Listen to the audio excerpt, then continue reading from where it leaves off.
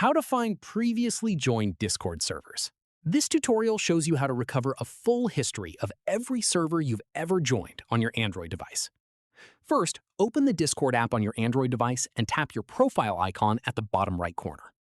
From there, tap on your profile picture or username at the top to open your full account settings. Scroll down and tap on Privacy and Safety. Once inside, scroll all the way to the bottom and tap Request All of My Data. After that, tap Servers, then tap Request My Data to submit the request specifically for your server history. Discord will then begin preparing your data export.